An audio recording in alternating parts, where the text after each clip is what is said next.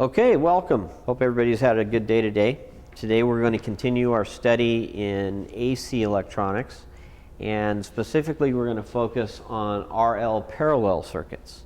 Up to this point, we've taken a look at RC series circuits, RC parallel circuits, RL series circuits, and then tonight RL parallel circuits.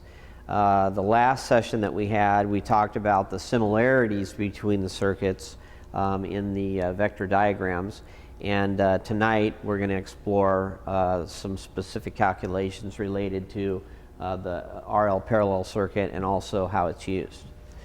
So let's take a look at the schematic for an RL parallel circuit. It's simply got a sinusoidal source. So let's just say that this is 120 volts, and this is 60 hertz, which is what we generate in the United States as power. And let's say that this is R sub L, and then in parallel with R sub L is going to be our inductor. And we're going to let this inductor be an iron core inductor. That's what the two straight lines represent, is the iron core inductor. And that iron core inductor has an energy storage rating, and it's rated in the unit of henries. So we're going to label that L, and then H in parentheses is the unit that we rate the energy storage rating of the inductor. Now, one of the things that is immediately visible after you've practiced with this for a while is the fact that the voltages in this circuit are going to be the same everywhere. And the reason is because we know that by Kirchhoff's voltage law, the sum of the voltages around any closed loop must equal 0. And if there's only two things in the closed loop, then they must have the same voltage. Okay? And so because of the fact that this constitutes a closed loop, and this constitutes a closed loop, and there's only two things in this loop, two things in this loop, and then the final loop would be the outer loop, and again there's only two things in that loop, and that means that there'd be 120 volts here, 120 volts here, 120 volts here. Okay, so we would be able to calculate the voltage at any one of the components simply by inspection, okay, by looking at what the source voltage is. What I'd like to do next is to calculate how we would deal with the current. Because in a series circuit, we found that the current was the same everywhere. In a parallel circuit, the current is not the same everywhere because it splits off, it branches off. Okay?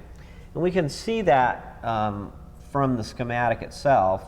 If this arrow represents the current that's flowing from the source out to the rest of the circuit, then when that current reaches this node right here, part of the current is going to flow up into the resistor. So that would be the current in the resistor. And then part of the current is going to flow up into the inductor. So that would be the current in the inductor. It turns out that Kirchhoff's current law does apply to the currents in this circuit. So by Kirchhoff's current law,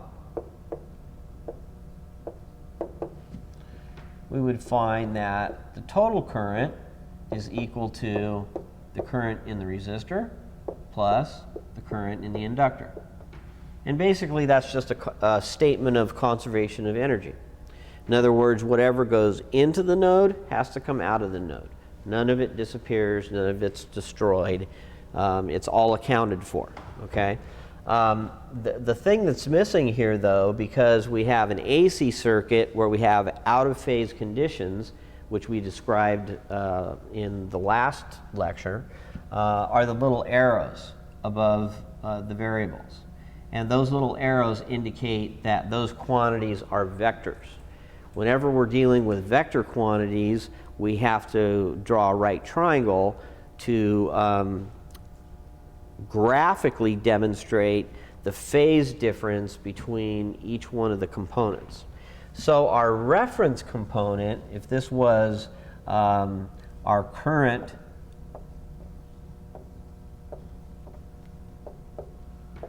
vector diagram.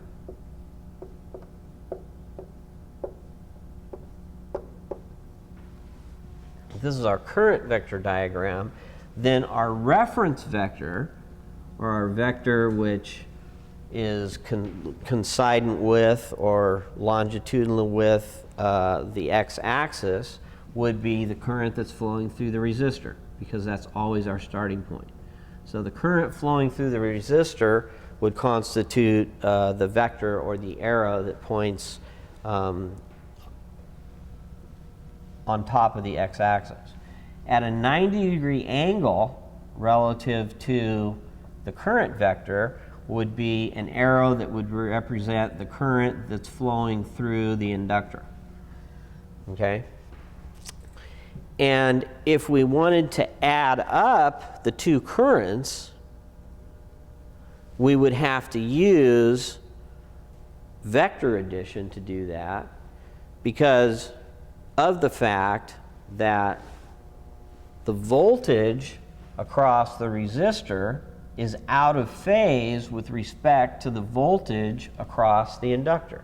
And again, the easy way to remember that is through the acronym Eli the Iceman. In Eli the Iceman, if you have an inductor, the voltage is 90 degrees ahead of the current.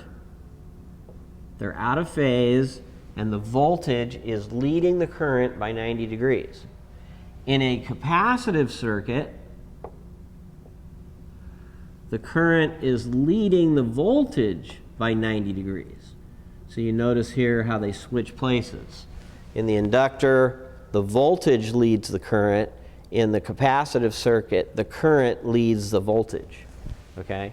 And so when circuits are described, they're usually described as either leading or lagging circuits, and that's where the definition of leading and lagging comes from. It's something that can be made difficult if you don't use this simple little acronym right here. Once I learned the acronym, it became simple for me. Before I learned the acronym, I was a little bit confused about it. So use that acronym and you'll never be confused about it. Now, if this were hypothetically a DC source, okay, and we had two resistors that were in parallel with each other, okay, then all we would do is just use algebraic addition to add up the currents. In other words, if we knew what the current was flowing through the resistor, say 2 amps, and we knew what the current was flowing through the inductor, say 3 amps, then all we would do is add those two currents together. 2 and 3 is 5, and that would give us the current flowing from the source. Okay? Well, we're really doing the same thing, except that we're using vector addition as opposed to algebraic addition. And so that's where our right triangle comes in. The hypotenuse of our right triangle represents the current that's coming from the source. Okay? So this is a current vector diagram. It shows the relationships of the currents to each other. So the current in the inductor is 90 degrees out of phase with respect to the current in the resistor. And the phase angle of the circuit, which is related to the efficiency of the circuit, is the angle between this vector right here, the reference vector, and the hypotenuse, or the total current vector.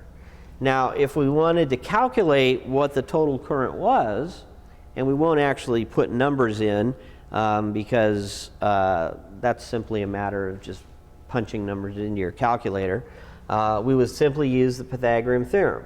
If we wanted to know what the formula was for the total current in this circuit right here, okay, we would simply use the Pythagorean theorem, which tells us that the total current is equal to the square root of the current flowing through the resistor squared plus the current flowing through the inductor squared. Now, there's one other caveat to this, and that is that when you're making calculations on a circuit that has a reactive component, and in this case our reactive component is the inductor, okay, the units are a mismatch. In other words, the units on the reactive component are in henries, which is an energy storage unit, and the unit on the resistor is in ohms. Okay? So if we want to make these like units so that we could figure out what the total opposition to current flow was for the circuit, then we would have to use the formula that says that the inductive reactance of this inductor is equal to 2 pi times the frequency of the source, which in our case would be 60 hertz, times the energy storage rating of the inductor in henries, L. Okay? And then once we had made that calculation, we would get some number of ohms. Okay? And that's the way that you would proceed with that. Now, if you wanted to calculate what the total impedance of the circuit was, if you wanted to calculate what the total impedance of the circuit was, for space's sake, let's go ahead and erase our current vector diagram.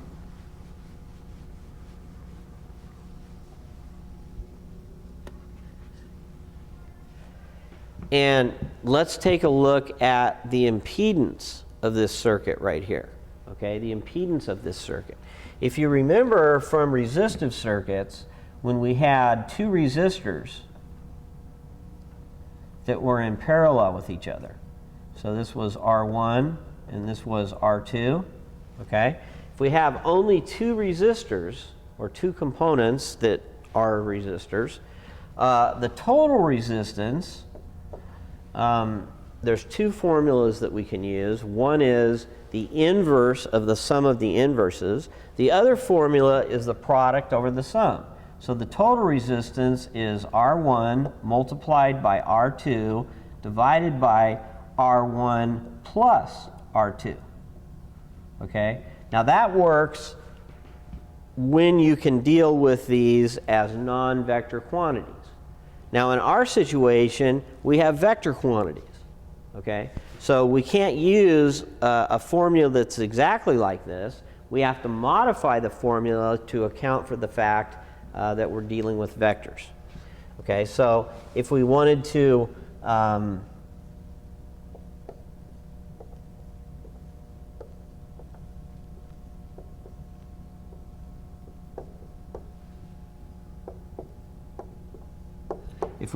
draw an impedance vector diagram, right, then the diagram itself would look very similar to the one that we just looked at, but the units would change. The reference would be the resistance in ohms. Okay? At 90 degrees with respect to the vector that represents the resistor in ohms would be the inductive reactance. And the reason we have to use inductive reactance is because the units have to be the same. In other words, if we have ohms here, we have to have ohms here. We can't have henries. Okay? So we have to use this formula here in order to get ohms. And then finally, the hypotenuse of the triangle would represent the total impedance of the circuit if you were looking out at the circuit from the source. So if you disconnected the source and you hooked up an ohm meter at the terminals where the source was going to be connected, you would read a certain number of ohms. And that's what we're trying to figure out right now. And that is referred to with the capital letter Z, which stands for impedance and has the unit of ohms. Now, the formula that we use to figure out what the total number of ohms is for an RL parallel circuit is very similar to the technique that we used back in DC circuits. In other words, the formula turned out to be what we call or refer to as the product over sum formula. Well, with impedance vector diagrams, it's really very similar. We still have the product over the sum. It's just that the sum is not the algebraic sum. It's the vector sum. So if we wanted to calculate the impedance, the total impedance, that would be equal to the product of the two components, the resistance and the inductive reactance. So it would be R multiplied by X of L divided by the sum of the two opposition to current flows. But remember that when we deal with sums in AC circuits that are out of phase, we have to use the Pythagorean theorem. So instead of having R1 plus R2, which is an algebraic expression, we would have a vector expression, which would be the square root of R squared plus X of L squared. Now, there are several other impedance vector diagrams that we could draw or deal with. One would be the power vector diagram, and that would tell us how many watts are dissipated in the resistor and how many volt amperes reactive are dissipated in the inductor, and then finally how many volt amperes are required to power up this load. Okay? And again, that would be a right triangle where the reference vector would be the true power, which is expressed in watts. The vector at 90 degrees would be the power that's absorbed by the inductor. And that's kind of a misnomer because at one moment the inductor is absorbing power, at the next moment the inductor is giving power back to the source. So it's an exchange. It's like a teeter-totter. Okay? But this component of the vector diagram would be volt amperes reactive, and then the hypotenuse would be what we call apparent power, or volt amperes. And if we refer back to the lesson that we had yesterday, which was on RC series circuits, we solved that and talked about that extensively. And so I don't want to repeat that. I want to try to not do too much repetition here. Okay, so are there any questions? Does anybody have anything to add or comments? Okay, very good. Well, if you need to talk to me individually, come up and see me. Otherwise, have a good day.